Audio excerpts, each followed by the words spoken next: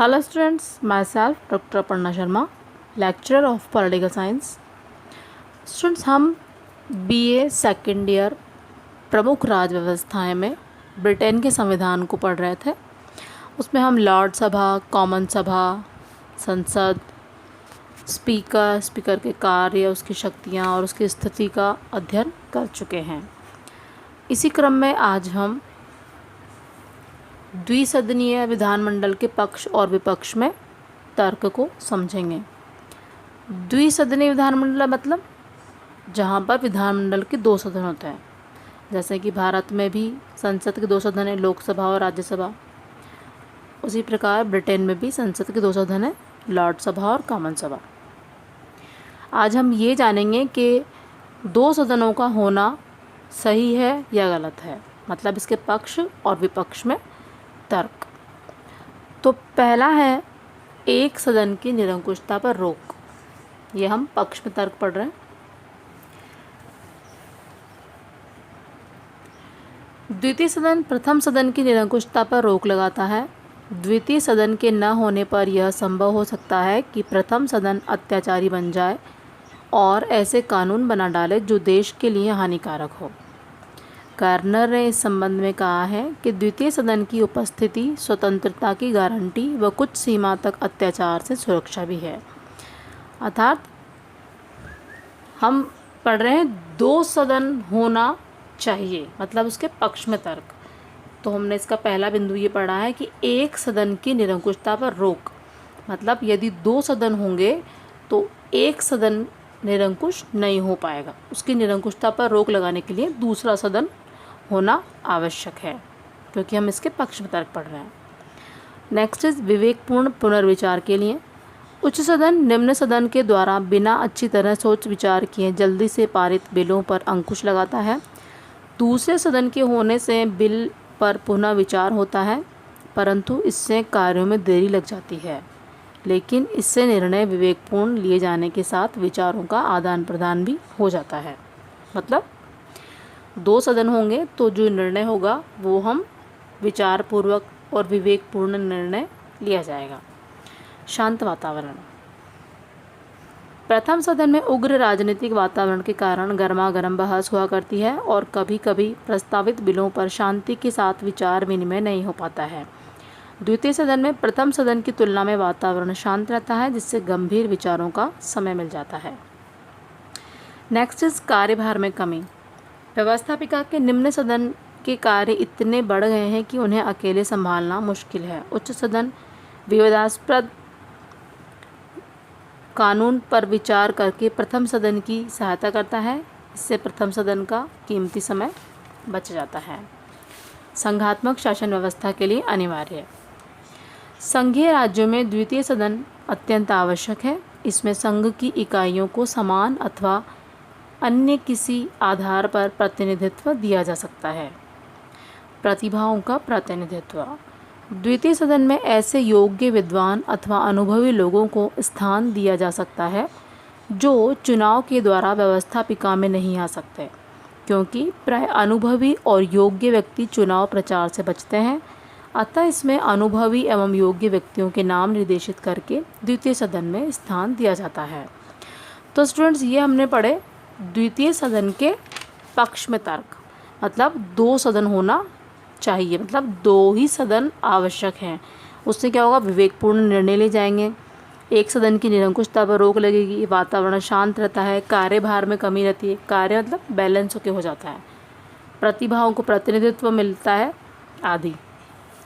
अब हम पढ़ेंगे इसके विपक्ष में तर्क, मतलब दो सदनों की कोई आवश्यकता नहीं है, एक सदन भी होगा तो काम चल जाएगा, इसका मतलब ये है। तो यहाँ हम पढ़ेंगे कि दो सदन नहीं होने चाहिए, एक ही सदन होना चाहिए। तो मतलब इसके विपक्ष में तर्क। पहला है दूसरा सदन प्राय रूढ़िवादी। दूसरे सदन में प्राय विशेष हितों के प्रतिनिधि होते हैं जो प्राय अपने विचारों में रूढ़िवादी होते हैं। ये सदस्य प्रगतिशील नहीं होते और ना ही जन कल्याण के लिए कोई कार्य करना चाहते हैं। ये केवल अपने हितों की रक्षा करना चाहते हैं। इस सदन में बड़े बड़े पूंजीपति, उद्योगपति, ठेकेदार आदि होते हैं जो निम्न सदन को पसंद नहीं करते हैं। अतः दूसरा निम्न सदन के द्वारा पास किए गए प्रगतिशील कानूनों को पास करने में रुकावट डालता है। दूसरा है अधिक खर्च। दूसरे सदन का देश के बजट पर बोझ पड़ता है। सदन के सदस्यों के वेतन भत्ते आदि इतने हो जाते हैं कि उस धनराशि को किसी अन्य कार्य पर लगाया जा सकता है। फिर दूसरे सदन के सदस्यों के चुनाव पर भी काफ़ी धनराशि व्यर्थ हो जाती है। इसलिए इस सदन की आवश्यकता नहीं है, तो क्यों इतना पैसा व्यर्थ किया जाए और क्यों दो सदनों की व्यवस्था की जाए। नेक्स्ट, निम्न सदन की निरंकुशता पर रोक नहीं। निम्न सदन के सदस्यों का चुनाव प्रत्यक्ष रूप से जनता के द्वारा होता है, जबकि ऊपरी सदन का चुनाव अप्रत्यक्ष विधि से होता है। निम्न सदन को बहुत शक्तियां प्राप्त है। दूसरा सदन पहले सदन को बिल पास करने से रोक नहीं सकता। हाँ, बिल को पास करने में कुछ देर कर सकता है। अतः दोनों सदनों में बहुमत प्राप्त हो तो दूसरा सदन पहले सदन पर कोई नियंत्रण नहीं लगा पाता।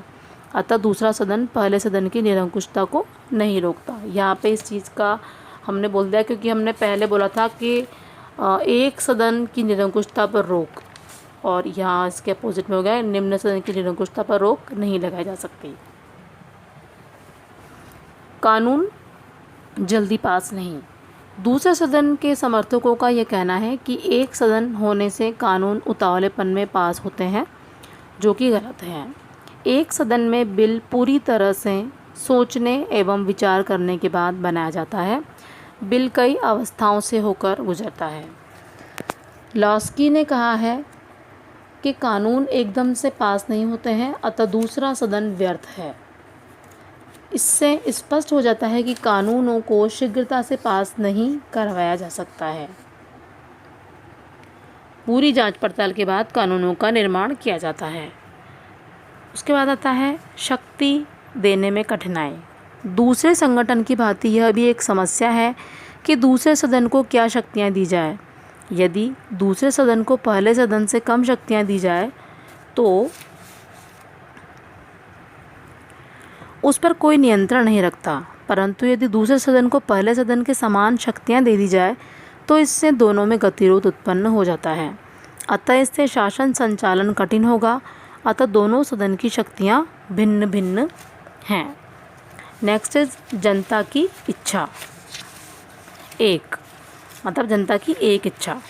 किसी विषय पर जनमत केवल एक हो सकता है तथा उस जनमत का प्रतिनिधित्व एक सदन ही उचित ढंग से कर सकता है, और वह निम्न सदन है जो जनता का प्रतिनिधित्व करता है।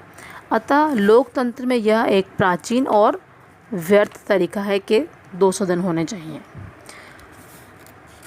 नेक्स्ट इज अनावश्यक या घृणित। यदि द्वितीय सदन को प्रथम सदन से सहमत ही नहीं होना है तो यह अनावश्यक है, और यदि वह असहमत होता है तब गतिरोध उत्पन्न होता है।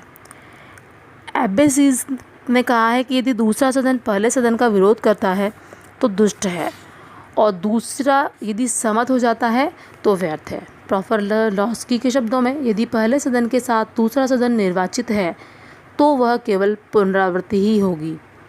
यदि उसका गठन अलग समय में किया जाता है तो वह उचित नीति निर्माण में बाधक ही होगा।